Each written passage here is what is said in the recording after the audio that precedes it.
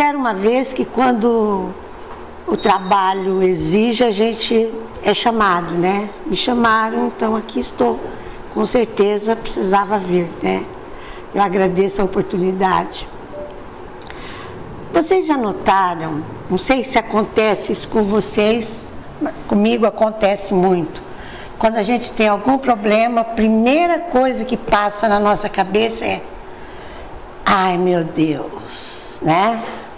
Se a gente tem algum problema de saúde, então a gente corre fazer prece pedindo para Deus a nossa cura. A gente pensa, a gente tem na cabeça que Deus tem que resolver todos os problemas, né? E isso não é verdade, não é assim. Nós temos sempre a ideia de que Ele tem a solução para tudo. Mas nós temos muitos problemas que nós que temos que resolver. Nós não temos que ficar pedindo para Ele. Coisas que a gente pode resolver, a gente deve resolver, não é? O que a gente deve fazer para a gente? Eu acho que a gente deve plantar flores mentalmente bem perfumadas, bem lindas no nosso caminhar, que assim vai se ajudar a resolver muitos dos nossos problemas.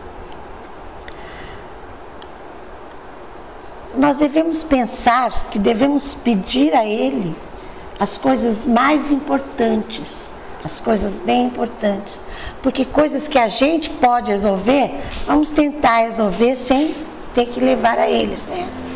E quando a gente se coloca em prece, nós devemos sempre elevar o pensamento para o alto, e essa hora tem que ser a hora da razão. Nós devemos aprender a pedir para os nossos mentores, para os nossos amigos celestiais, para os nossos anjos da guarda, para nos aliviar principalmente as dores da alma.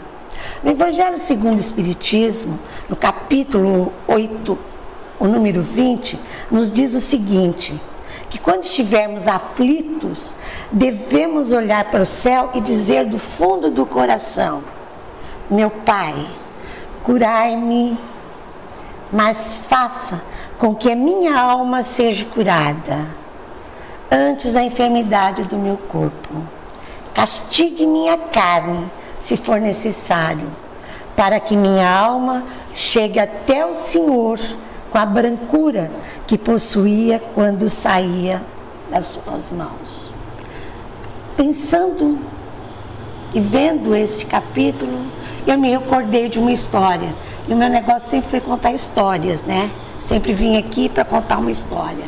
E eu vou contar uma história para vocês hoje. Uma grande oradora, palestrante sensacional, foi convidada um dia para fazer uma palestra numa cidadezinha do interior do Brasil. Uma cidadezinha muito pobrezinha. Era longínquo.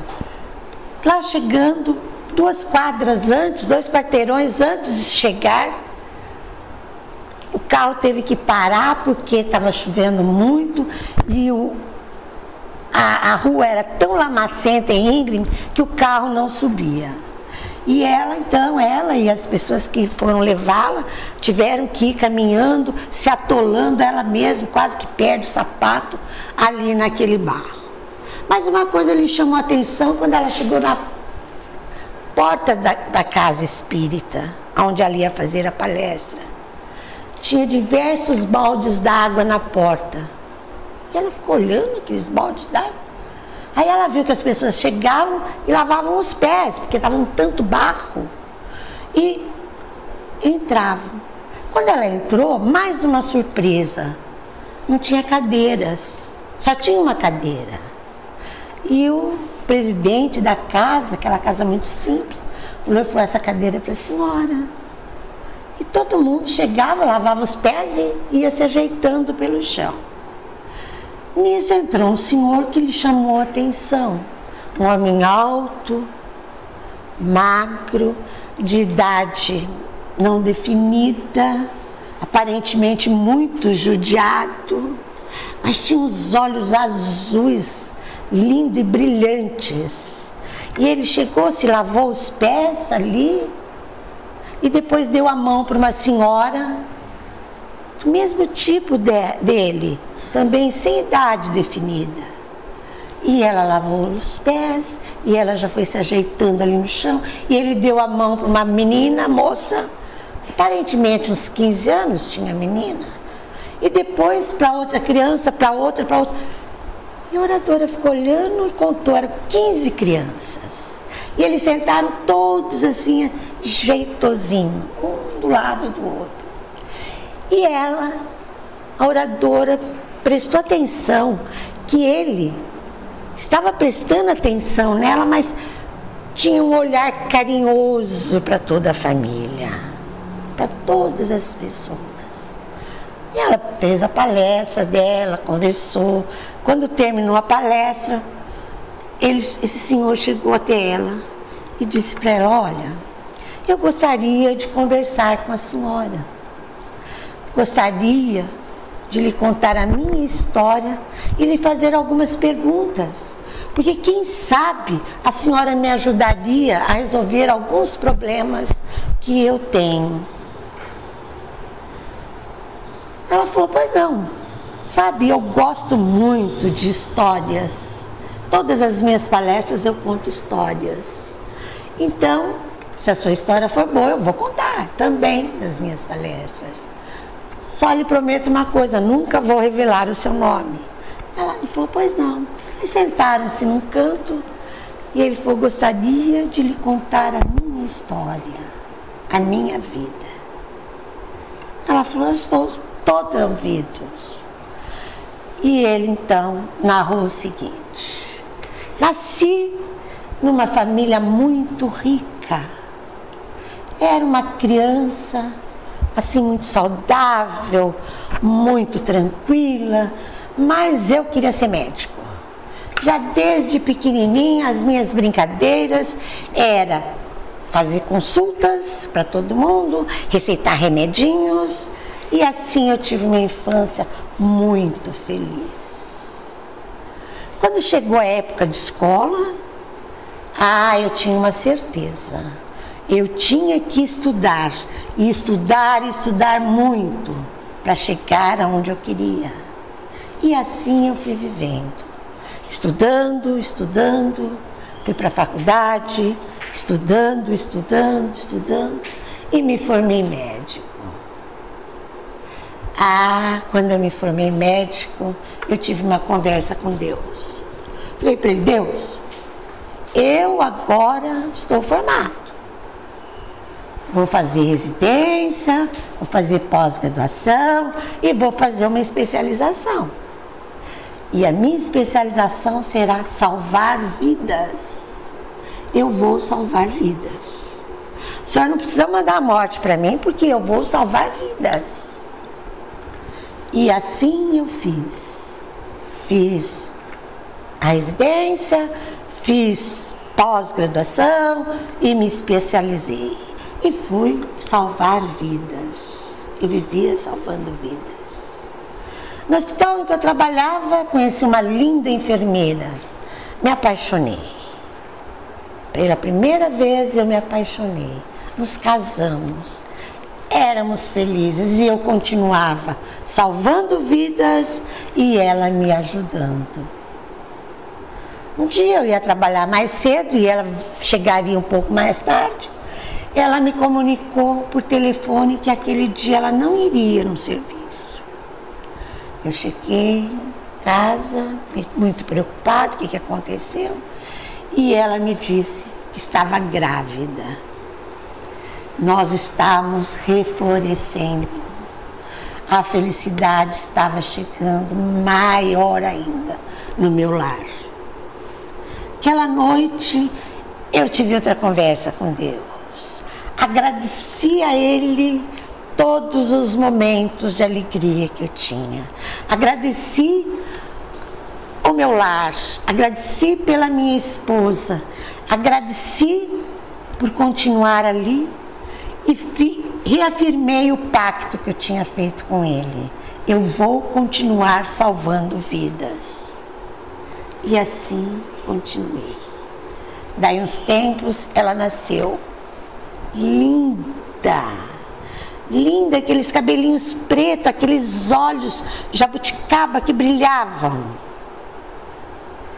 E eu me apaixonei pela segunda vez. Muito feliz. Ela era a alegria do nosso lar. Nosso lar resplandecia de felicidade. E nós trabalhando e eu continuando salvando vidas. Ela já estava com 7 anos, o cabelo preto comprido até a cintura. Era aquela criança que só trazia alegrias. Um dia, a minha esposa me ligou e falou: não vou trabalhar hoje. A nossa princesa está com febre. E eu me preocupei muito pouco, porque toda criança tem febre.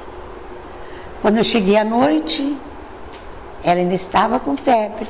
Eu dei um antitérmico, a febre passou, daí um pouco voltou mais forte. E eu mediquei, examinei, não achei nada de anormal nela. Mas a febre voltava mais forte, mais forte. Passamos a noite, assim. No dia, manhã seguinte, liguei para um colega, especialista em criança, ele veio, a examinou, não encontrou nada. Não, vamos fazer alguns exames. Nós corremos com ela para o hospital, fizemos uma série de exames, nenhum deu nada. E a febre não cedia. Dávamos antitérmico, passava, voltava, pior. E chamei outro médico, outro especialista, outro. Quando vimos, já éramos 10 em volta dela. Ninguém encontrava nada e não cedia. No 7º dia, ela cerrou os olhinhos e a febre foi cedendo e ela se foi embora. Era a única guerra que eu queria ganhar e eu perdi. Eu perdi o meu tesouro. Meu tesouro se foi. Eu entrei na biblioteca, rasguei, queimei todos os livros de medicina, todos os papéis que tinham algum apontamento, queimei tudo, quebrei tudo. Encontrei uma garrafa de bebida e bebi inteira. Ensandecido pelo álcool, quebrei quase toda a casa. E a minha esposa, tentando me segurar, apanhou também. E eu só ouvi uma voz que gritava dentro de mim: você é um inútil, você é um incapaz. E mais eu bebia para tentar não ouvir isto, tentar esquecer o que tinha acontecido. E fui me afundando cada vez mais. Meus pais tentaram de tudo para me tirar daquela situação. Um dia decidiram que ia me tirar daquele ambiente e me mandaram aqui para esta cidadezinha. Eu não aceitei nada deles, não quis nada de ninguém. Nós viemos morar num casebre. Não tínhamos nada, mas a minha esposa me acompanhou. Ali ficávamos e eu, cada vez que eu via as garrafas vazias, eu enlouquecia. Tanto que judiei tanto da minha esposa que um dia cheguei até lhe quebrar os dentes. E assim nós continuávamos. Um dia chuvoso como hoje, eu já estava aflito. Chovia, não sei se mais dentro de casa ou lá fora, do que lá fora. E eu observei que as minhas garrafas estavam vazias. Eu já estava me prontando para sair quando batem na porta.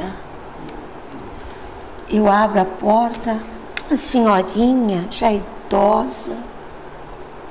Doutor, eu preciso do senhor. Eu dei-lhe um safanão, empurrão, com toda a força que um bêbado tem, e ela foi cair lá numa poça d'água. Ela se levantou, se ajeitando, arrumando a saia, se arrumando. Doutor, me perdoe. Eu sei que eu vim incomodar o senhor tarde da noite, mas eu preciso do senhor. A minha filha está ruim, precisa do senhor. Eu já gritei com ela. Quem lhe falou que eu sou o doutor? Eu não sou nada. Doutor, nós sabemos que o senhor é. Eu preciso do senhor. Me ajude, pelo amor de Deus. Eu não... Quando eu disse isso, olhei para trás, eu senti uma mão no meu ombro. Era minha esposa com a maleta de médico que ela havia guardado não sei aonde. E eu disse para ela, eu não posso, não vou, eu não posso. E ela disse firmemente, você pode sim, você vai, você pode, você tem que fazer isso. Eu catei aquela maleta e saí com ela. Fomos até o casebre que ela morava. Se fosse possível, era mais pobre até do que o meu. Quando eu olho num catre, uma menina morena,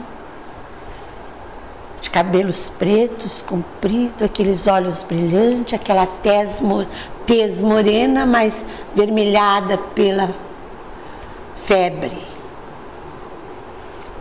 Eu fiquei, me representou a minha filha, a minha filhinha que eu tinha perdido. Eu olhei para a mulher e falei, escuta, mas nós não temos nenhum remédio, não tem nada. Ela disse, não, doutor, o senhor fala o que o senhor precisa que eu arrumo. Fala o que vai precisar. E assim aí eu examinei, falei para ela, olha, eu estou precisando disso. Ela vinha correndo com um chá. Então, isso aqui substitui, doutor. Pode dar isso. Outra hora ela trazia umas ervas, olha, isso aqui substitui o que o senhor está precisando. Era um unguento, olha, doutor, é isso que o senhor precisa. E assim, nós fomos tratando a menina durante 3 dias e 3 noites. Fim da 3ª noite, eu já estava, que eu não aguentava, me encostei no canto do quarto e dormi. De repente acordo com aquele cheiro de um chá gostoso, um cheiro, um perfume. Quando eu abro os olhos, a senhorinha estava com uma chavena de chá e um sorriso lindo no rosto. E disse, doutor, a minha filha se salvou. Ela está bem. Eu levantei, olhei a menina e fui para o meu casebre. Chegou ali, eu abracei a minha esposa e fazia tempo que eu não a abraçava e percebi que só existia ossos embaixo daqueles trapos que ela vestia. Aí eu fechei os olhos e pedi para Deus, Senhor, Deus, o Senhor me colocou de pé.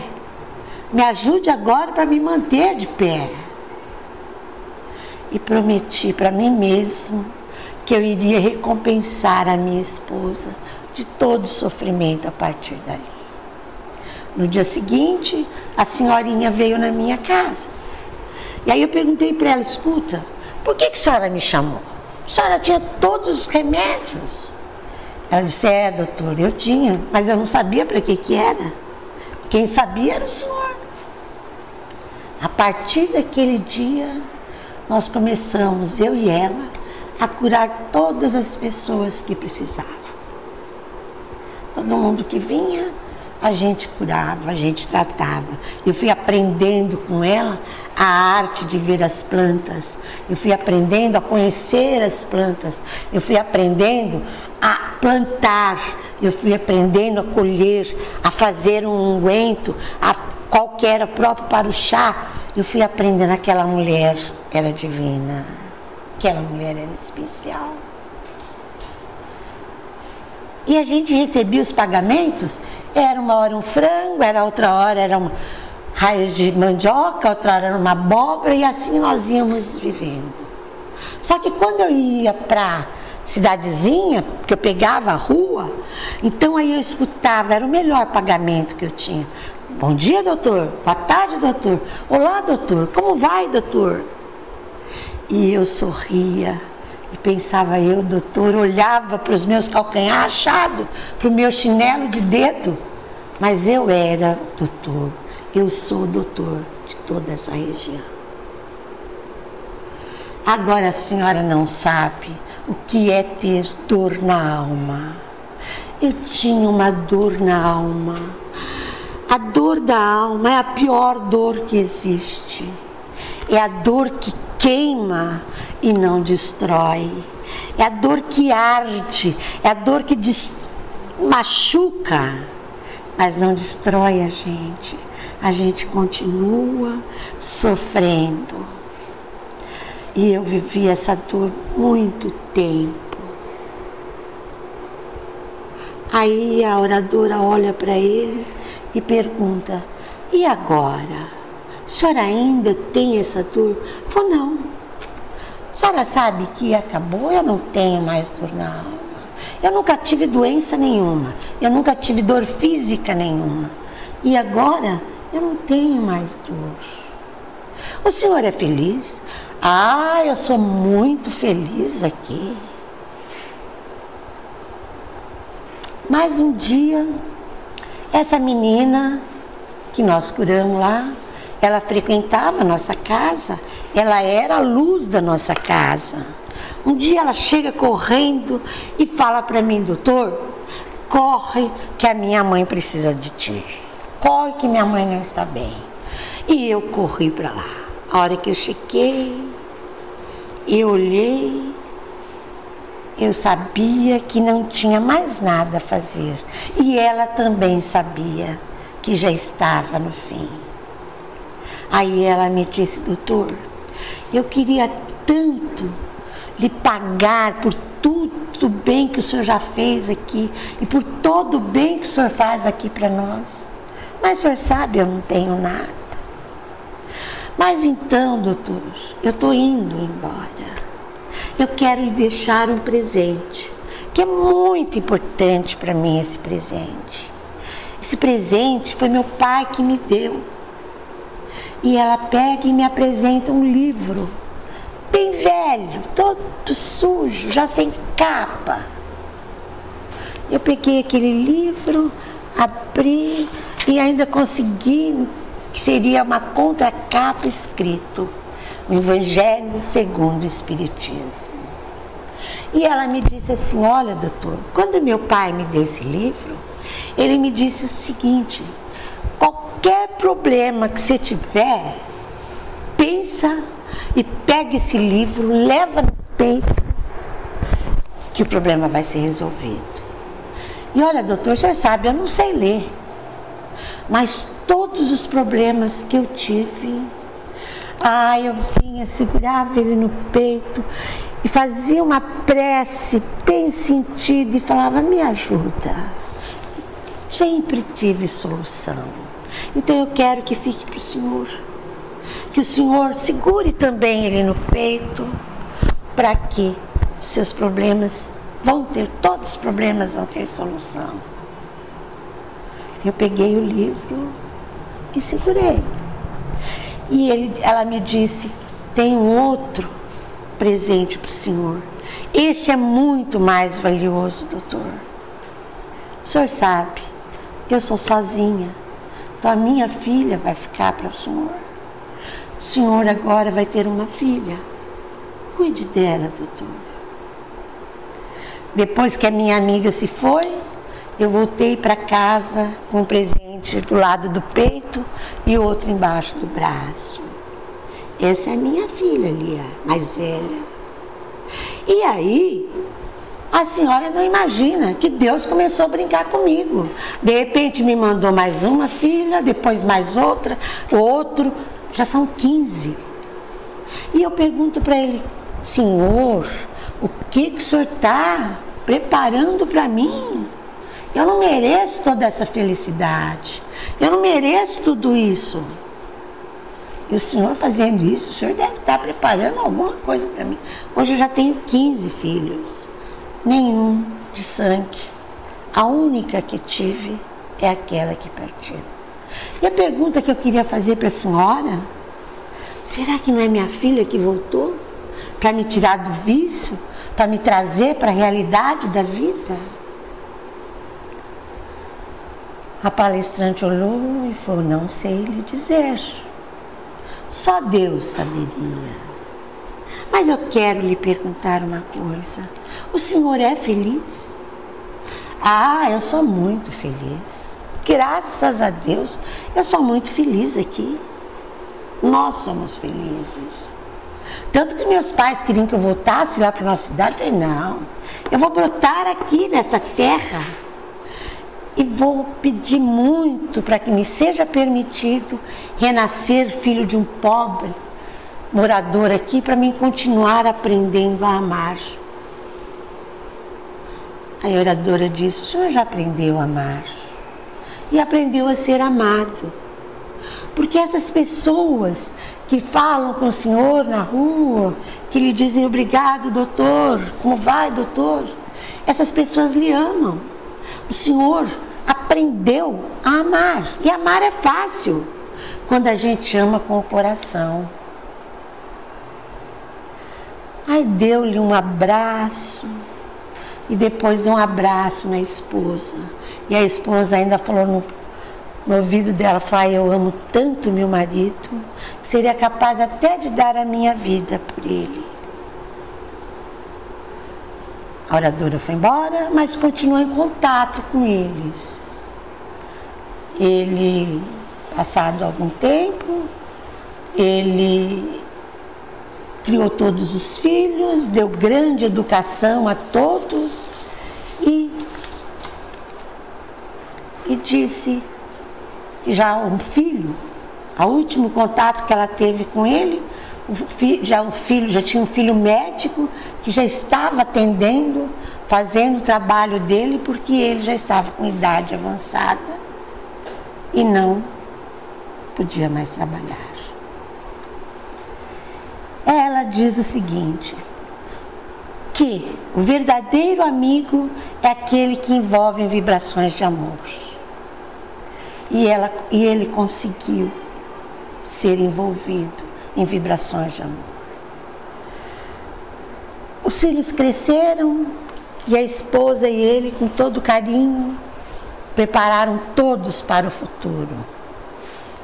Esse homem, com o percalço da vida, soube usar uma herança herdada pelo Pai Celestial.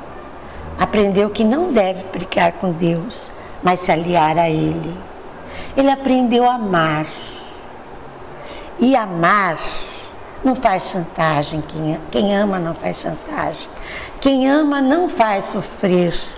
Quem ama não faz chorar. Quem ama constrói coisas boas. Quem ama respeita. Quem ama promove a paz. Quem ama caminha imitando Jesus. E Jesus disse: amai como vos amei. A vida, sim, fica bem mais simples para nós. Nós temos que experimentar amar alguém para que esse alguém seja feliz, mesmo que esse alguém não seja nós mesmos. Nós temos que estar sempre atento para isso. E essa é a mensagem que eu queria trazer para vocês, para nós hoje, que leva às reflexões de que devemos aprender a nos amar e assim realmente curar as dores da alma, porque essas são terríveis. E nós aqui temos mecanismo para continuar aprendendo. Como? Olha que grande evangelho que nos ensina, é só a gente estudar. Como dizem sempre aqui nas aulas, devemos estudar, estudar, estudar, né? estudar o Evangelho. Que Jesus nos abençoe a todos e muito obrigada.